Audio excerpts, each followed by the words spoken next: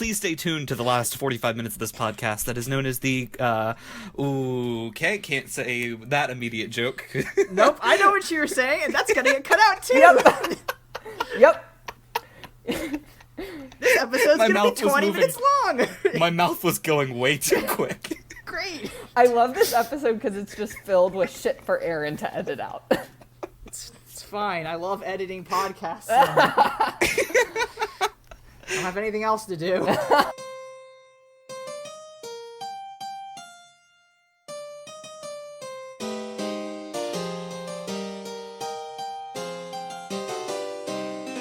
Welcome to My Brother, My Brother's Friend, and Me, a podcast where two ex-evangelical siblings and an ex-Catholic non-sibling review Christian media and either praise or condemn it. I'm Aaron. I'm Josh. And I'm Michael. And this week we're reviewing Casting Crown's self-titled first studio album from 2003.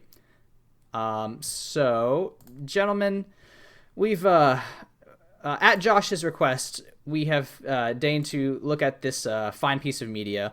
And, you know, I think probably the first thing that I would like to talk about is the fact that we probably actually know a lot of these songs going in, a lot more than we expected. Oh, yes.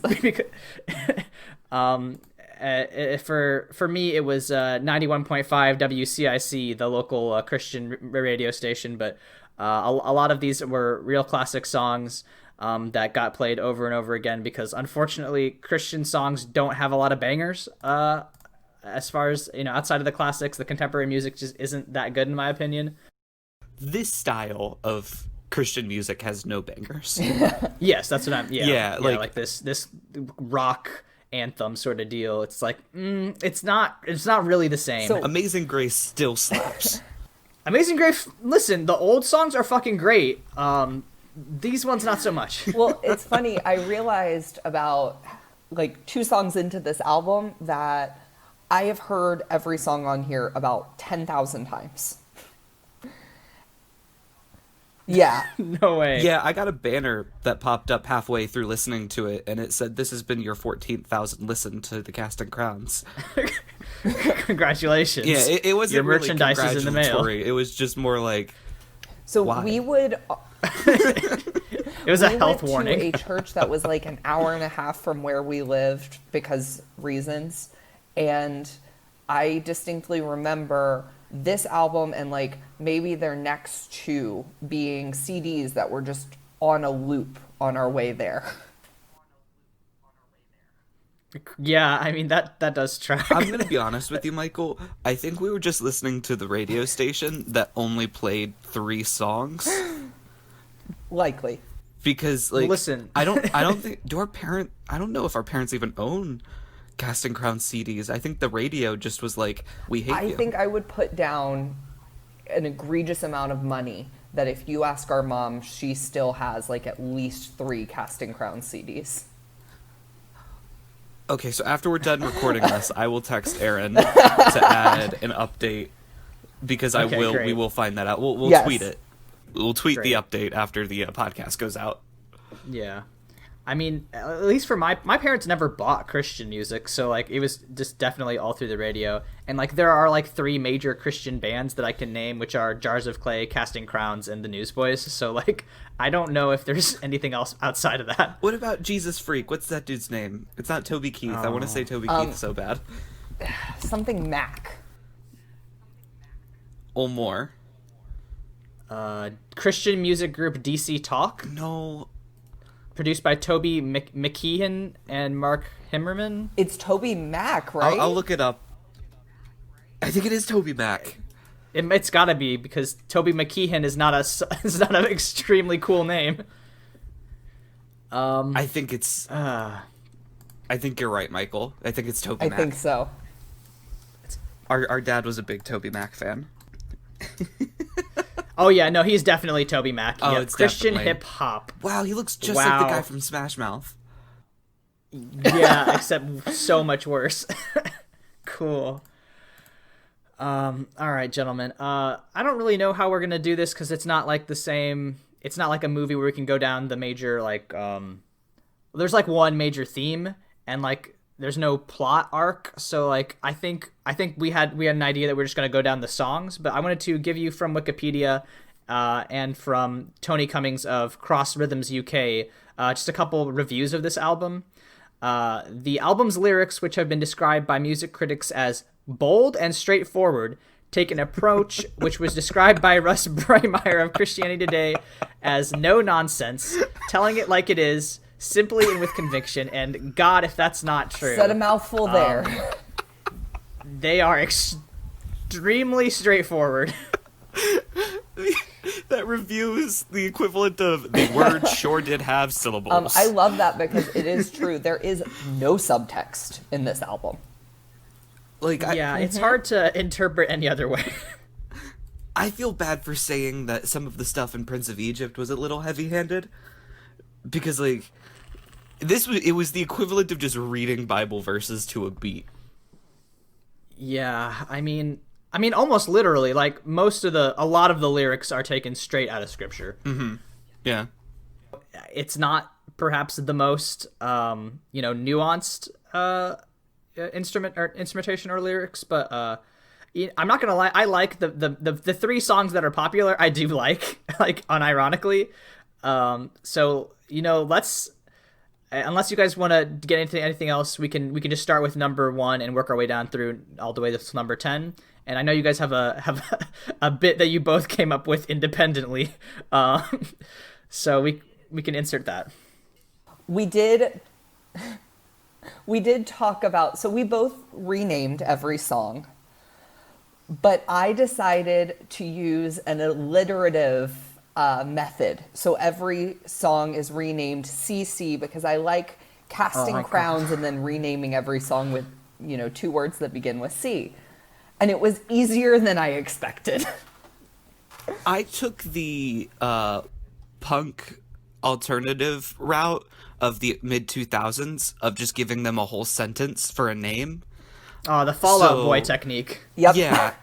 So if you'd prefer to, in my headcanon, the Michael names are the names, and mine's the little, subheader under each one.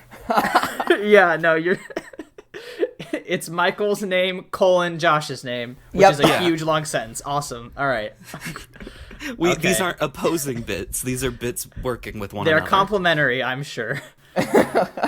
All right. Let's start with number 1. What if his people prayed?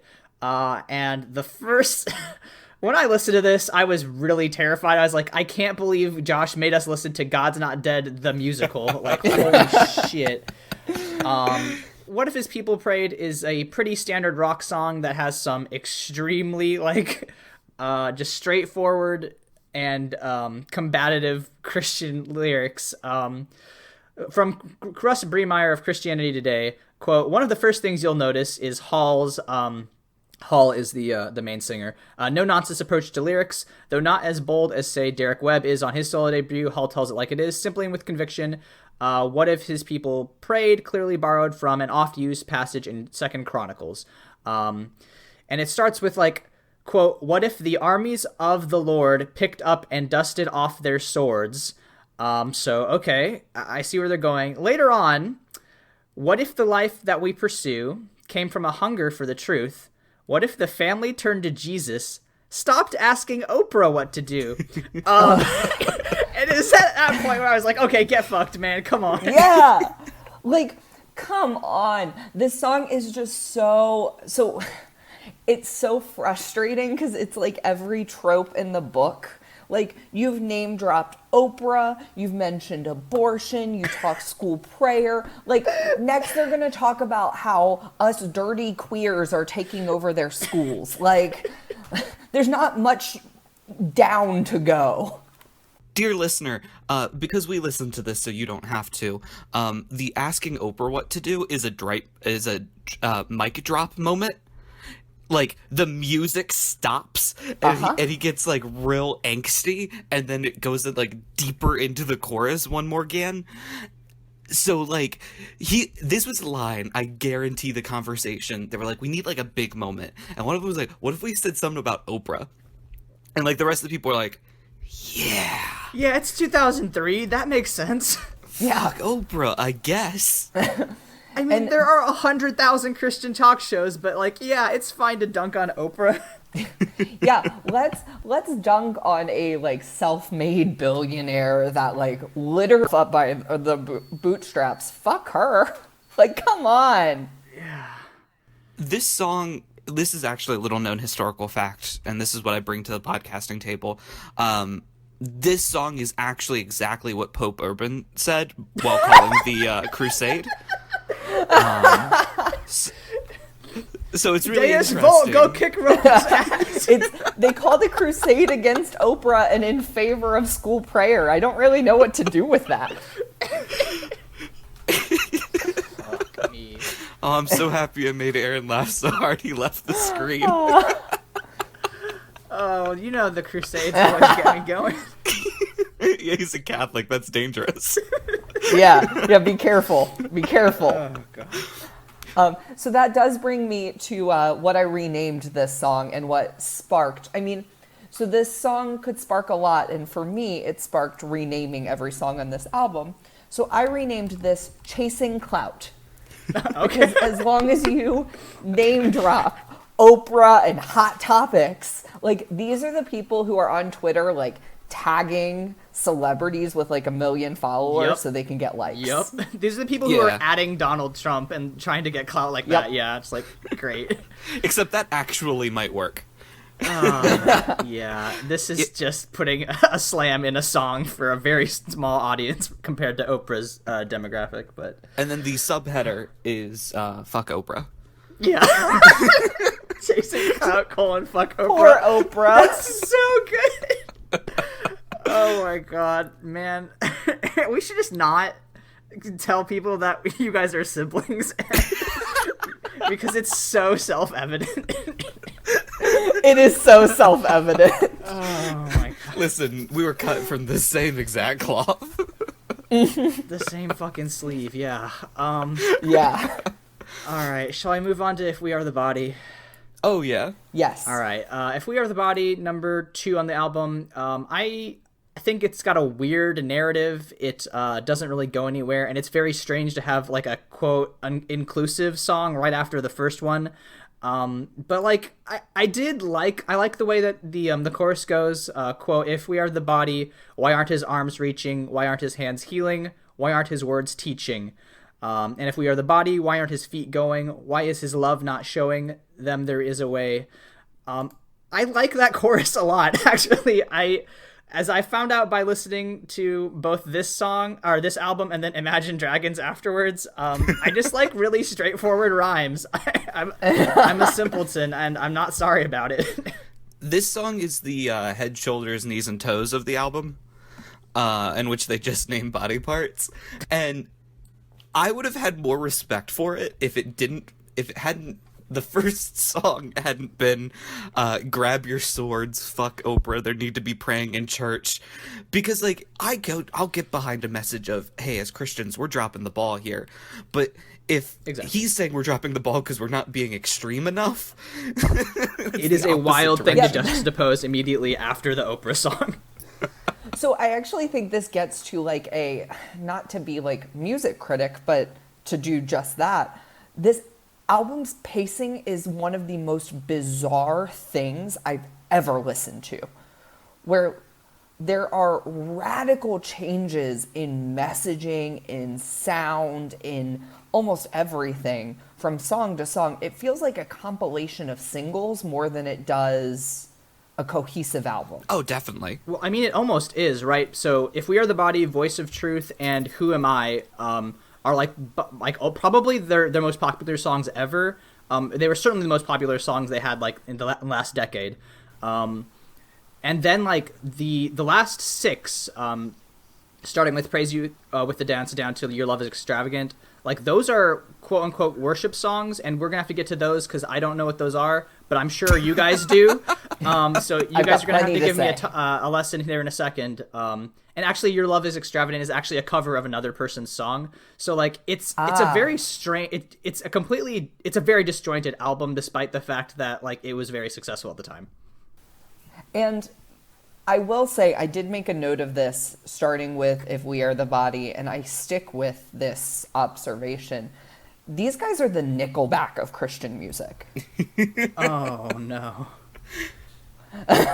So wait, we need to be careful here because last podcast, one of us, I'm not going to point fingers, decided to throw Shrek under the bus, and now another one of us is trying to throw Nickelback under the bus. We're really trying to push away our audience.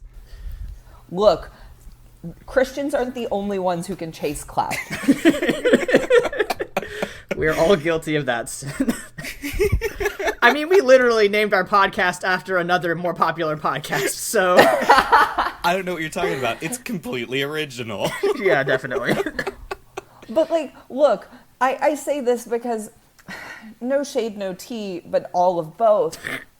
The lead singer, his voice can't exactly carry an album. Not alone. That's why they let the women in for one song. Yes, and I have plenty to say about that. Oh, yeah. Me and Michael have different hot takes. Good.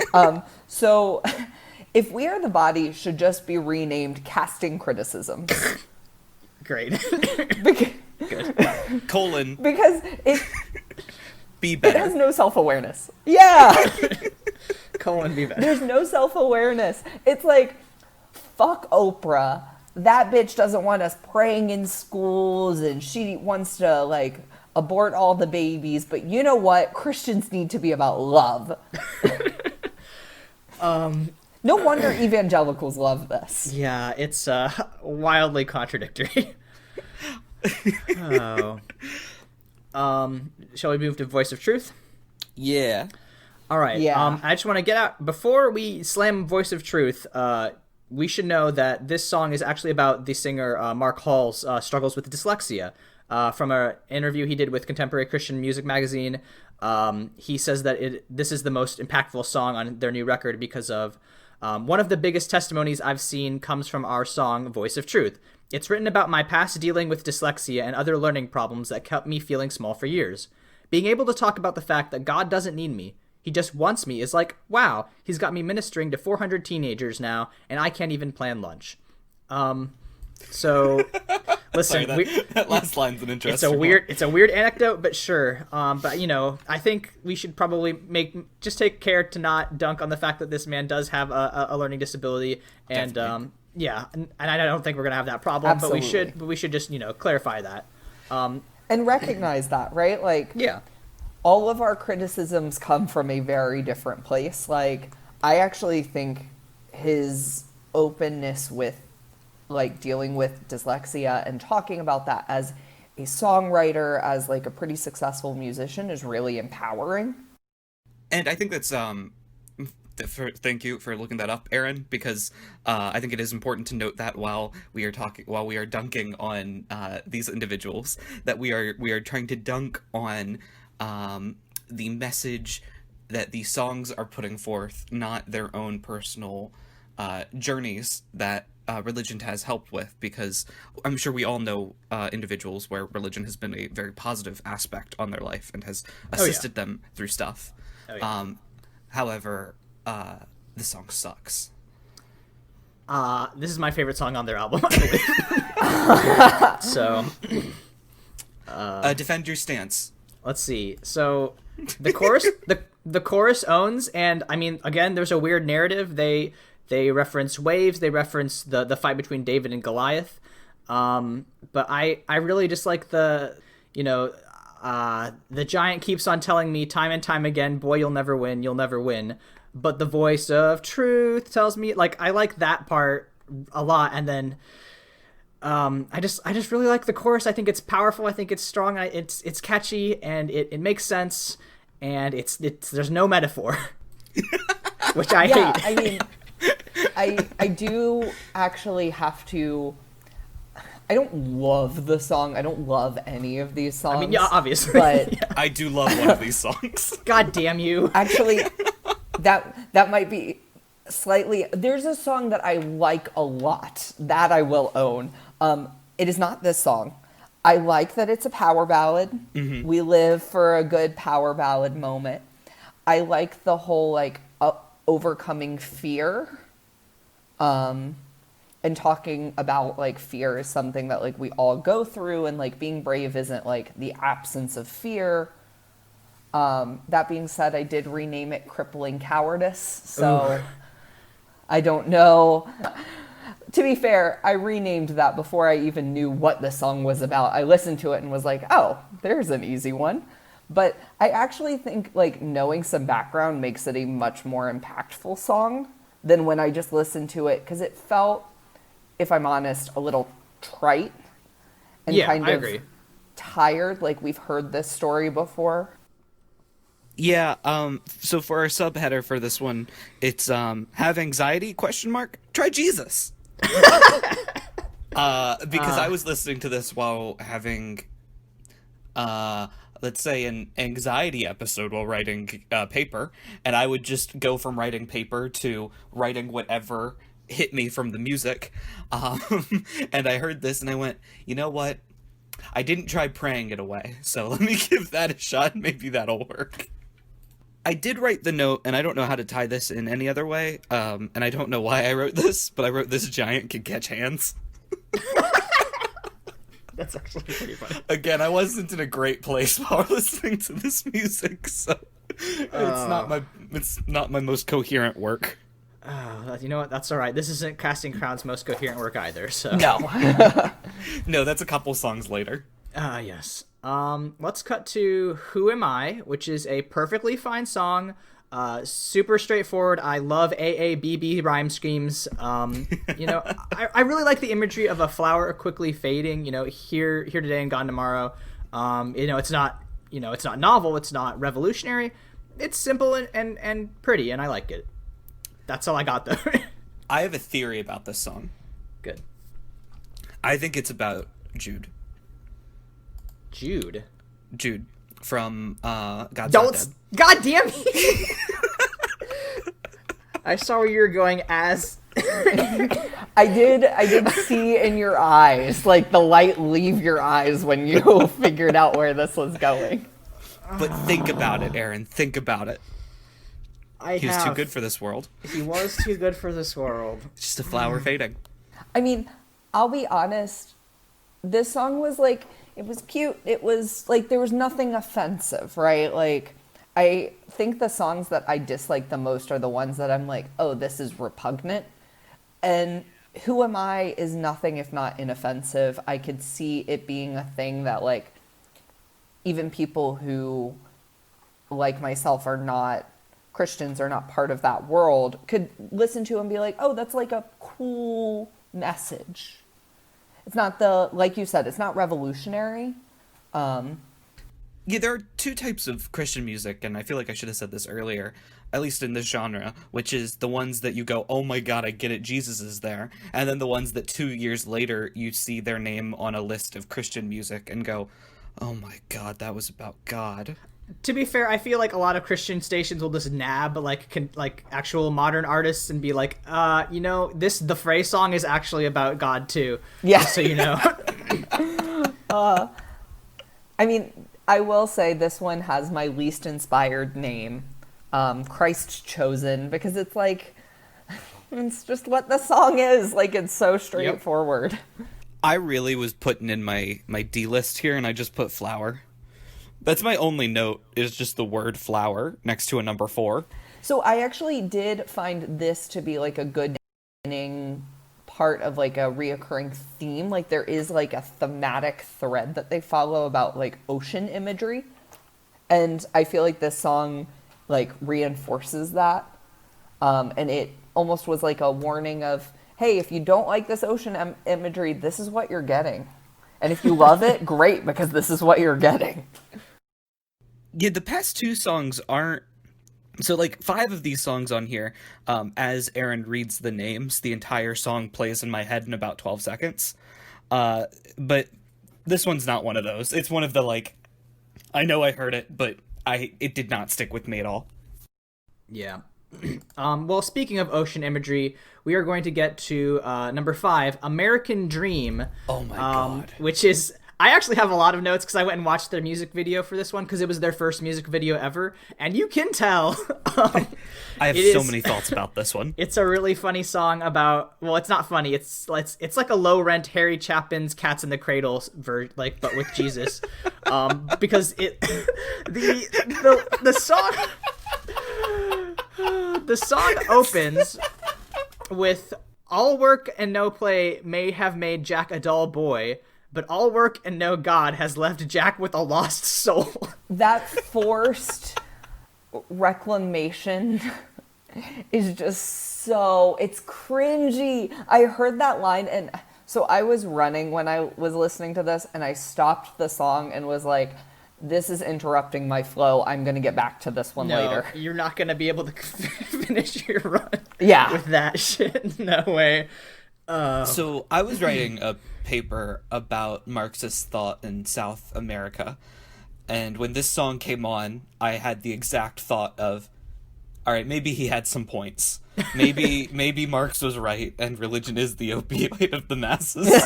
Because this song is like, man, capitalism, it's real rough. It's got a lot of issues. You're putting in all this work and not spending any time with your family.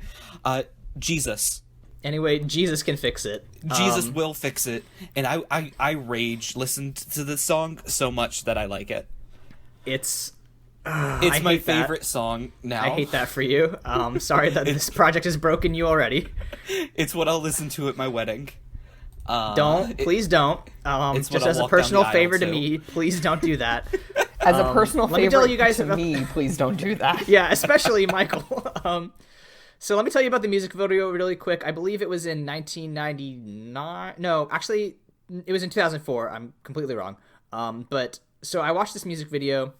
And first thing that struck me was that the lead singer of the band looks starkly like Guy Fieri, except just like not as good, not as iconic and cheerful.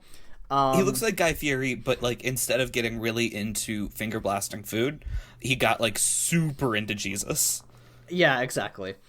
So like there's this song has some really great lyrics. But like it's all about like a businessman who's neglecting his son. But like there's one point in this music video where you see this guy, because it's referenced in the song that he has a BMW, and like there's a little boy holding up a glove and a ball, and he's like, "Shall we play catch, Dad?" And then he looks, there's he just says, "Not this time, son." The actor playing the dad looks straight into the camera and says that, and then drives away in a BMW, and and the kid is just left there dejected.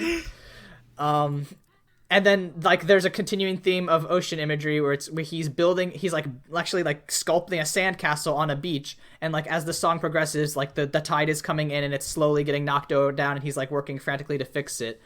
And like there's just shots of this dude missing birthdays and baseball games, and then finally at the end he throws his briefcase into the ocean, the symbol of capitalism in America, and he goes to a baseball game after his family has divorced him. So that's nice. So I will say, I feel like, again, just like putting critic hat on, they really missed an opportunity talking about these sandcastles instead of, you know, using the imagery of like the house built upon sand. Like, yeah. I waiting for that, even though I have heard this song before. I was like, oh, they're gonna get there, they're so close. And I'm like, am I missing something? Like, I mean, that was a whole fucking parable. Yeah, like, yeah, like you were so close. Yeah, and that actually brings me to my name of this song. I call it Crappy Castles because obviously the guy just can't build castles. Mine's a bit of a long one. Anti-capitalism ? Proletariat uprising ? Nah, here's opium. Great. Good. Well, and I will say this song actually fits into some themes that we've seen in the God's Not Dead films, especially the third one. Is it the idea that here we're going to hint at some interesting conversations and then ignore them for the rest of the duration? Well, of course. The one that I specifically found to be the most compelling is the idea that, like, atheism and lack of faith takes the hope away, but not, like, the existential dread. And they really are hammering that, and I think that's an interesting point to make. But, like, they act as if faith clears that up, as if we don't have, like, notable examples of people like, I don't know, Mother Teresa doubting her faith. Yup. Well, there's also something so this type of Christian media that puts the idea of going to a baseball game into a religious connotation. which as someone who's a huge baseball fan, and someone who grew up in a religion that probably would make that connection. Was that connection made for us, Michael? I'm sure it was. I don't know. You're talking sports and religion. You're a part of my brain that is just like, here's show tunes when you say those. Like, I just blur it out. Michael's button is currently hovering over the disconnect button, and his other hand is pulling him back, just being like, I have to finish the recording. You just, like, defensively bring up Chicago music every time somebody starts talking about first base. It's like, nope. Michael actually makes me watch the full movie Cats every time I make him listen to some baseball facts. Okay, let's be clear. The one of us who actually saw Cats in the theater. Yeah, that was me. I did pay for that. I unfortunately did see that too.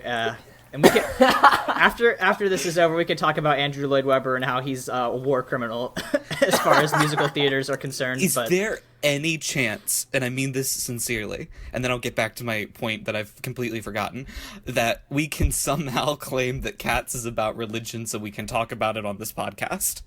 Cats is like an almost one-to-one analogy for religion. Yeah, it really is. Look, the Jesus metaphor is right there. If we are going to be able to do the film that I'm suggesting, we can do Cats. You know what? Let's if our new Twitter can get like 20 followers, then you know what? Cats. We'll do Cats. Yeah, that sounds good. That'll be our. Hey, audience, if you want to just spread the word, word of mouth is the best way to get a podcast out. If you tell, 2 of your friends to follow our Twitter account, they don't have to listen. Listen, all we were really chasing, again, we're chasing clout too. If you just want to just follow us on Twitter, mute us so that way you don't have to actually see it, you will know that somewhere in some time 3 young men have to do something very painful, and I always love doing that to people on the internet, so... So the idea that it's mixing, like, baseball and spending time with your family is a religious metaphor, and it is saying that capitalism is what is atheistic, it drove my little commie heart to go insane. Like, I was so angry. I listened to this twice, and while listening to it, I was like, but the beat kinda slaps, and it does. This song is most reminiscent to the music that I guilt listen to, which is anything written between 2005 and 2012. I mean, this song did reinforce the whole Nickelback of contemporary Christian music point. It is a very Nickelback song. You're completely right. This is the Spider-Man hero Nickelback, where you're like, I hate it. I hate what it's done to our society. I hate the message it's putting forward, but I will listen to the song to its completion every single time. I already read my subheader. I got so mad I forgot where I was. Well, don't put that anger anywhere, because we are going to, in my opinion, the worst song on this album, which is Agreed. Here I Go Again, which when I listened to it the first time I didn't catch, but the second time I was like, oh, this is about a deathbed conversion. Yep. This is the most dangerous song on this album. It also comes from my least favorite genre, which I call sadness porn, where it's like you just like are thriving off of like dragging the saddest possible situation. It really just shows off the weakness in the lead singer's voice. It shows off like a really toxic way of thinking. Like, you have a friend dying and you're just like, I gotta convert you. I really hate this song. This is the Attack on Titan of Christian music, where it's like, it's such a bummer that I hate every minute of it. Yeah. Also, like, the Attack on Titan guy is almost certainly has Nazi sympathies, so... Yeah. Problematic piece of work there. You know what? For me not enjoying that will probably cause more hate mail than anything we have ever said if this gets out to mass media. Yeah, definitely. You don't like Attack on Titan, you piece of shit. You Nazi.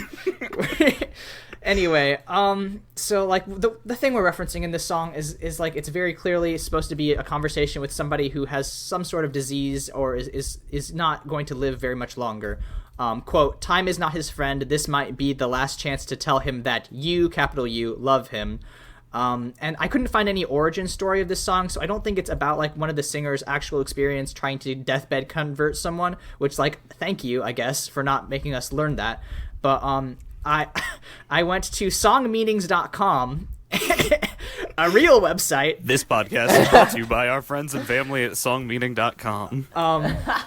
And one of the comments, so this is somebody named Angie Jameson or something, commenting or replying to HFaith209, quote, HFaith209, you just made me cry. This song is the best. I believe it changes people's lives. I only wish more people would listen. I tried to make my boyfriend realize what God could do in his life because I could see his life was headed downhill. He almost believed me until our science teacher taught evolution. Evolution should not be taught. It's a lie.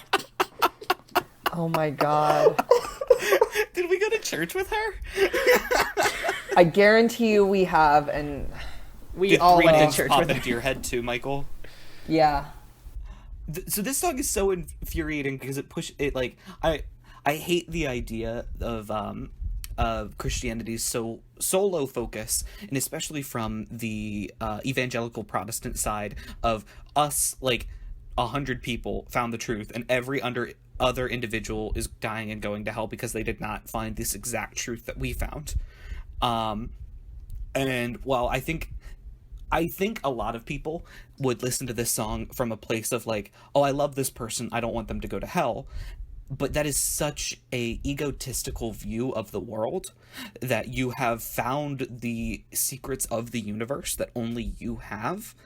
And it's just infuriating.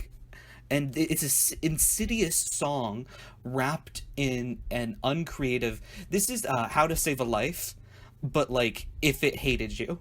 You know, I've had these conversations with church leaders. I've had these conversations with so many Christians can almost recite what they're going to say. And they always try to wrap it in a, well, I just care about your soul and eternity. And like, you can be as shitty of a person as you want as long as your argument is, I'm doing it for your eternal soul and where you end up forever. So I just hate this. I hate all of it.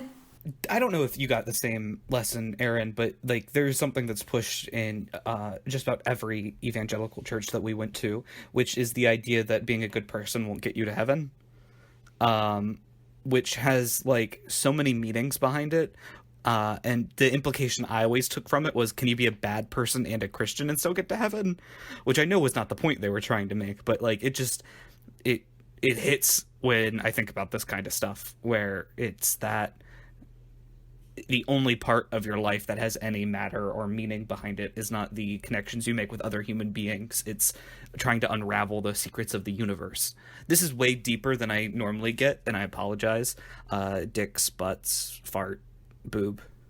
Listen, no, this is that good shit. This is where we cut to the heart of our problems with Christianity. Like, hearing you guys say this does make me very glad that I was raised in one of the more liberal branches of Christianity in America. Catholicism doesn't really have, like, faith and works are sort of the things that Catholics go on.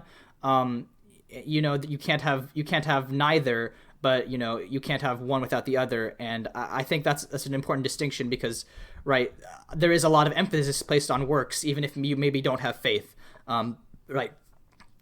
There, nobody ever explicitly told me, well, that's probably not true, but like, I definitely didn't get as much messaging that was like, if you do not personally dedicate your life to Jesus Christ, you're going to hell. It was more like you need to, dedicate yourself to doing, making God's kingdom on earth and trying to, be kind and helpful to the people around you. And also like feeling guilty about yourself 99% of the time. But that was subtext. I do have something like slightly controversial to say. Here we go. Which of course I do.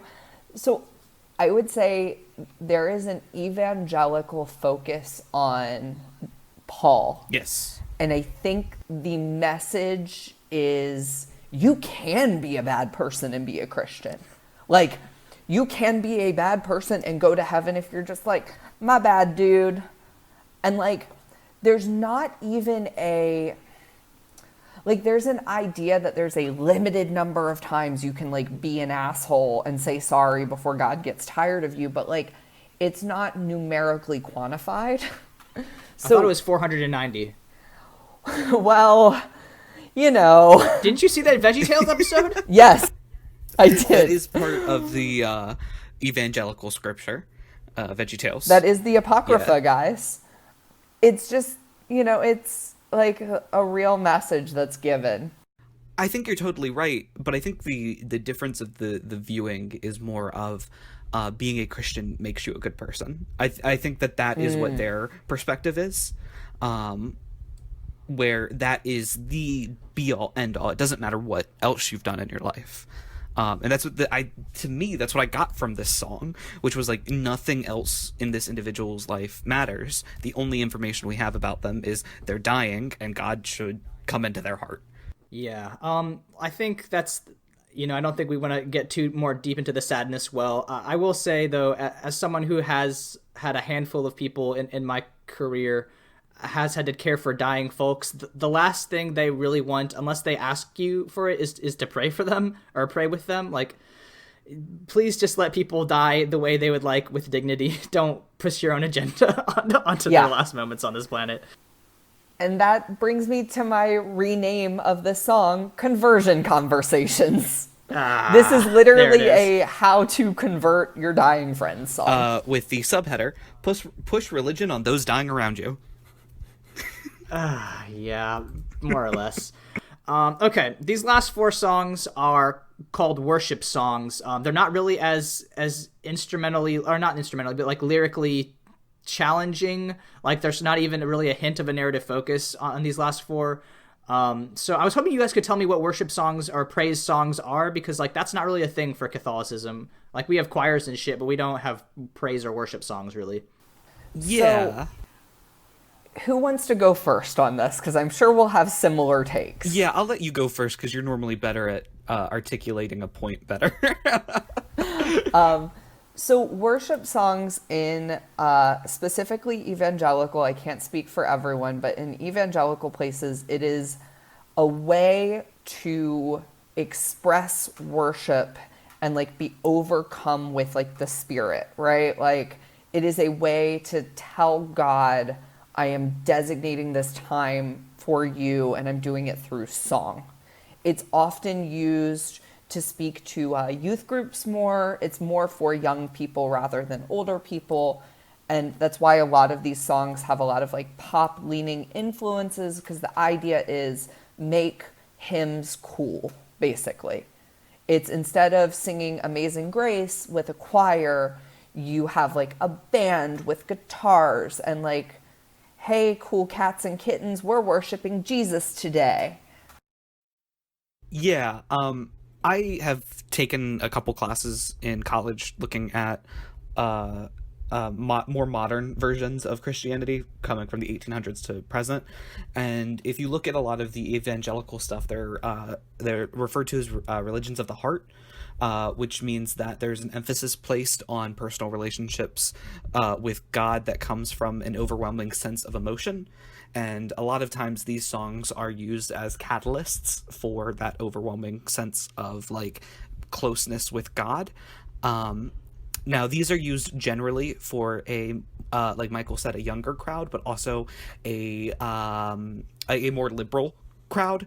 A lot of the worship songs that we would get would be the bluegrass versions, where it would be like a guitar, a banjo, a fiddle. If you had a drum set or an electric guitar, that was some of that big city nonsense. Yeah, it was Excellent. it was often derided as like a perversion of like the true worship songs, which were supposed to be these like, you know, it's romanticizing like southern rural life where like you're singing about, you know, God helping your crops even though you're living in a like suburban area. It's literally the good old boys version of music.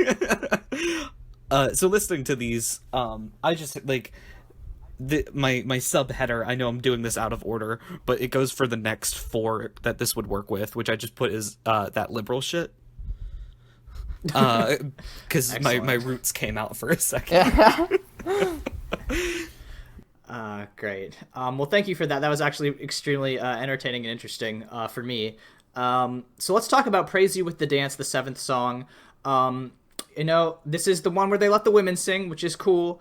My only notes really are that this is a mediocre song, and they brought one of my favorite classical songs, which is Lord of the Dance / Simple Things, into it, and I don't like that violin solo where they do Lord of the Dance fucking owns. And fun fact, the guy who actually wrote Lord of the Dance, Sidney Carter, was inspired by the Hindu deity Shiva in his incarnation as Nataraja, which is literally the Lord of the Dance. So, yeah, that's so really cool. Besides that, though, I wish they had just left Lord of the Dance as its own separate song, because by itself, that song fucking slaps. Yes. I will defend Lord of the Dance to the death, but this one was not very good, in my opinion. I'm going to say something really controversial and brave. This was my favorite song on this whole album. Oh, no. Okay, look, I'm going to defend this. This woman has a better voice in this one song. And I think, like, if you look at what this song is setting out to do, I renamed it Christian Cha-Cha because they want you to get up and dance. And, like, this song definitely makes you want to dance. It makes you want to get up. It's, like, really hype. It doesn't belong on this album at all. I think it sticks out egregiously. I actually think that the violin solo, while amazing, doesn't fit into the song. It feels very abrupt. And you know what? I left a note. This is what happens when you let the women sing. They blow you out of the water, yeah. Listeners, I need you to understand kind of like the jarring nature of this without actually having to torment yourself to listen to this entire album. Just pick a random Nickelback song, a random Blink-182 song, and a random Linkin Park song, and then add in the Cuban Shuffle right at the end, and watch as your brain tries to process all of those sounds. And that's about what it's like going from song number 6 to song number 7. Also, this is my favorite title and subheader combination. Because adding what is a Christian Cha-Cha? Christian Cha-Cha, that liberal shit. Very good. I'm about it. I have literally nothing for Glory. It's just, I was super bored by it. It's so boring. Funny enough, I wrote a lot, even though I found it boring. So I renamed this song Celestial Celebrations because it calls the whole, like, Lord of the Universe trope. I'm glad that we got the background singer because you can't introduce someone with vocal skills and then abruptly shift back to just this guy who kind of like talks, sing, mumbles. You see, I was so prepared for that, like, dramatic whiplash, just because at that point my neck had already been broken from the last song, that I was like, maybe are we going back? Is this a new... It's just all weird. And I'll be honest, I got excited the moment the bridge started and we got the background singer. I was like, oh, we're going to get my favorite thing in music. And maybe it's because I am a fan of the lyrical musings of Lorde, Taylor Swift, and Jack Antonoff. I love a power bridge. If a best part of the song, I am in. The rest can be garbage. But if the bridge is good, and I was like, fuck yeah, we're going to get the best bridge on this entire album. And we did not. We got mediocre lyrics. It still might be the best, but we didn't get a good one. It's mediocre at best. My subheader for this one is Jesus Christ, President of Mongolia. Jesus Christ, President of Mongolia. He is leader of all nations. Yep. Oh, okay. Like the yeah. Okay. So I thought it was important that that title is something that Christians love to ignore, and it's time for them to understand he's the leader of Mongolia. Oh, awesome. This next one is the one that I was like, this my subheader is literally this song was played more than once but you didn't notice, because like this was so absolutely nothing. I have nothing to say about it. I just have it's fine. Like, I can't say anything about it. I've got nothing. 2 sentences, and one of them is the rename title, Changing Chants, because to call this a song is a stretch. It's just a group of chants. Yeah. Honestly. Is it technically a song if you get instruments to play while someone makes noise? Because like it's not even bad. It's just nothing. Yeah, it's pretty rough. And number 10, Your Love is Extravagant. That's it's a cover of a Daryl Patton Evans song. Daryl Patton Evans is actually like I've never heard of him, but he's apparently like a very famous Christian like writer, songwriter, who got his start when he was like 14. So like he's actually pretty famous, but I thought this song was like weirdly horny. Specifically the lyrics, I feel like moving to the rhythm of your grace, your fragrance is intoxicating in our secret place. I literally put Jesus love song, so I put thank fucking God. Oh my god, this is one of my favorite tropes in music is a song I thought that was about romance but is actually about God, which makes it really creepy.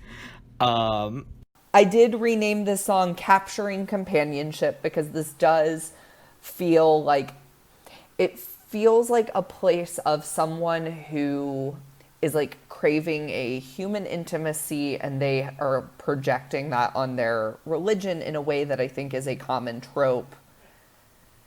And I want to be careful because like I don't mean it as biting as it sounds, but it is a really common thing. This could be just a love song, and it happens to be about faith. I think it was mediocre.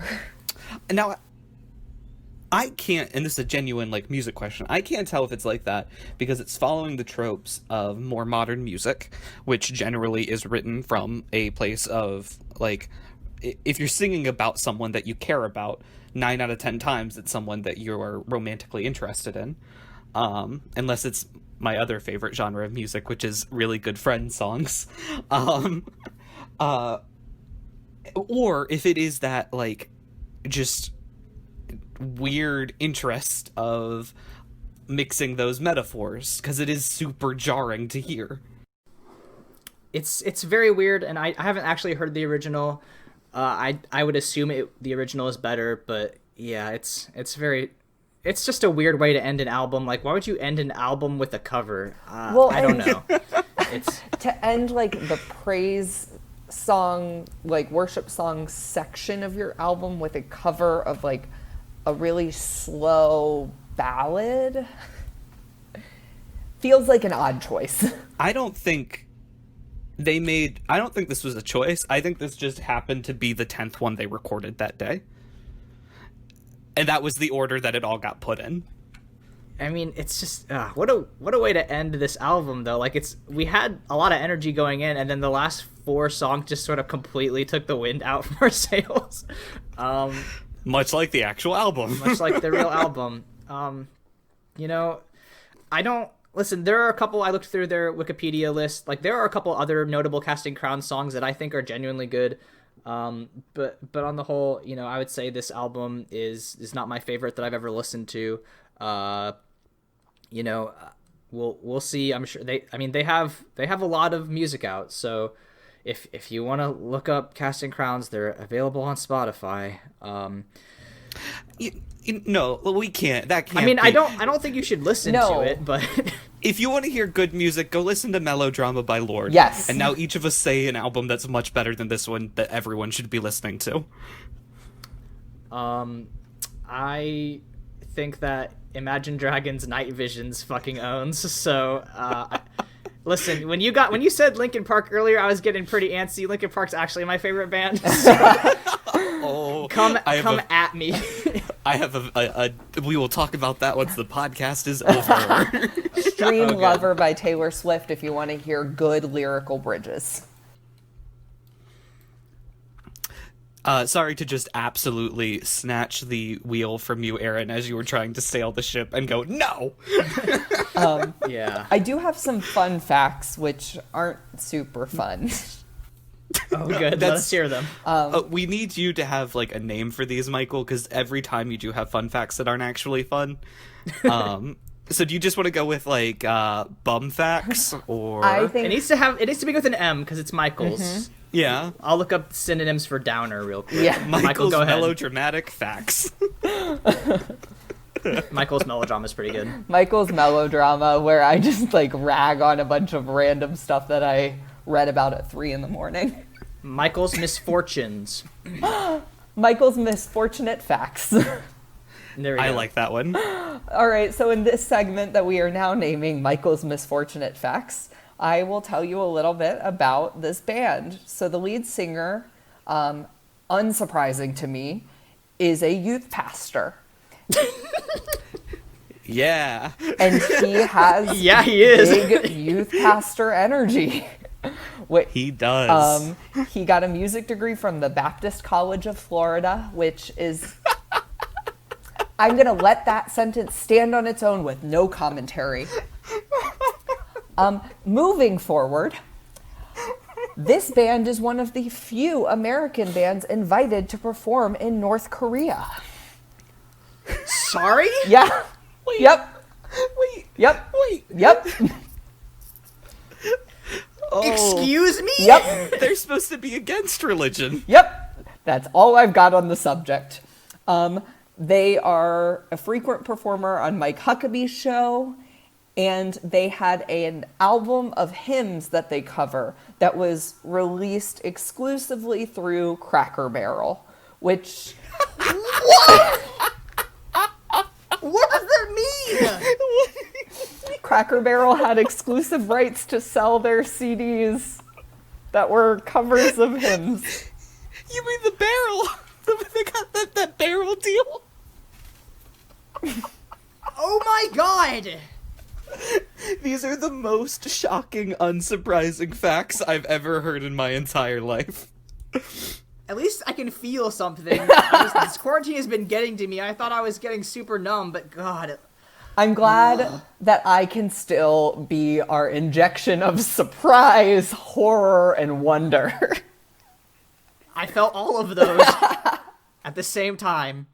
The emotions that I just went through, Michael, that was more emotion than the album gave me. Yeah, holy shit. They got that Crackle Barrel deal. You know what? Say what you will, but name a band that has performed in North Korea on Mike Huckabee's show and had an exclusive deal with Cracker Barrel. I think this might be the only group with that dishonor. And you know what? It is a dishonor, Yeah. definitely. Get that money. Listen, get your money. Like, if I could sell out to Cracker Barrel in North Korea, I would. Yeah. Yeah, listen, North Korea, if you want to sponsor this podcast, we won't accept. We will not accept. No, we However, if Mike Huckett... Nope. Will If not Cracker accept. Barrel wants to Nope. sponsor this podcast... Nope. If Cracker Barrel Cracker wants to Barrel. sponsor... Nope. I am vetoing. Wait, You can- no. As a You can queer still take person, your cut. I am vetoing. Wait, is Cracker Barrel anti-queer people? Yes. Oh, fuck. They Wait, well, got in trouble damn because it. they had hiring practices that were explicitly anti-people of color and queer people. Oh, well, Aw. So those were my not so fun facts, and I am very grateful that I get the honor of choosing our next media. okay, alright, lay it on us. Oh, wait, do we rank this first, or yes, do we media it let's first? review this first. All right. I am going to give this one a news out of boys. I think that sentence stands on its own, actually. I don't need to explain it. It really does. I think this one is Jesus Falls the first time. It's got some good starts, but man, does it have some stumbles. I am going to give this record 2 cast crowns out of 5. because there are some legitimately like decent earworms that like get stuck in your head. And you know, I may be unpopular with my love of Christian cha-cha, but I was down to dance. Can't believe you. I think your ears were just so excited to have like a good vocalist that like it numbed you to the reality of that song. So, feel free to cut this out, not for controversy, just because it's not necessarily related. The way I listened to this album was one Casting Crowns song, one good song that was on my playlist. Oh, you coward! You're coward! I needed a palate cleanser. It's like tasting wine. I had a really bad taste in my mouth every time I listened to a song that I would have just been like, I hate all of this. Well, yeah, I didn't watch God's Not Dead 30 minutes at a time and then watch some Phineas and Ferb in between. No! You drink the whole bottle without any chasers. Phineas and Ferb really is the palate cleanser of Disney cartoons. It's just nothing and pretty colors. Wholly inoffensive. All right, Michael, what terrible thing are you going to subject us to next week? So I am going to choose a film that, I'll be honest, I've seen before and I legitimately enjoyed. It is a controversial film that is called by its director/writer the least biblical of all biblical films. Out of curiosity, Michael, do you know if I've seen this movie alongside you? 100% you have. So we will be watching a film from 2014 called Noah. No! Yes! I'm so happy. Yes! God damn you, Michael! Yes! I've seen this fucking film too. Oh, I'm so happy. Yes! I hate you. I unironically love this movie. This film is amazing. It's by one of my favorite directors. Depressing. Oh my god. No, it's incredible. Yes. Oh, I mean, Emma Watson does work, but like, oh my god. Oh boy, this good pick, Michael. Listeners, good this one pick. is like the story of Noah, except at the end there's a big ark siege with fucking like stone golems. And, we gotta save it for the actual cast, man. Just give them a little taste. I legitimately love this film. You know, I love The Black Swan. I love like all of this director's work. So I'm excited. Aronofsky? Yeah. Oh, hell yeah. Okay. Well, listeners, you're gonna have to tune in next week for our review of the 2014 hit Noah, the absolutely the least biblical Christian movie that I've ever had the misfortune of seeing. Oh. Look, So I got us The Prince of Egypt. I got us Noah. My theme is movies that are tangentially Christian. All right, and then after that, Josh, it'll be your turn. But after that, I'm taking the wheel back. I'm not letting you boys You let us drive down a this dark damn road before, Aaron. Your timeout is almost Listen, over. I'm gonna do a one. I know what I'm doing next time, and it'll be not this. It won't be a 2-hour fucking. This was a mistake. Aren't you so glad we started doing this? Where can people find you on the internet, gentlemen? I am at Green History on Twitter. I am at Michael's Diamonds on Twitter, and I recently started us a cute little Twitter account where you can find us at My Brother's Friend and Me, or at MBF and Me. Great. I cannot wait to hear from Bim Bim Bam's lawyers. Yeah. Great. And you can find me at AaronSXL on Twitter, where I talk about the coronavirus, bad Indiana politics, and now, I guess, apparently, Noah. So... I'm so pumped. Well, this was a fun episode, gentlemen, but we're going to have to close it out by reminding our listeners that it's okay to feel bad sometimes, because even Jesus wept. We'll see you next week.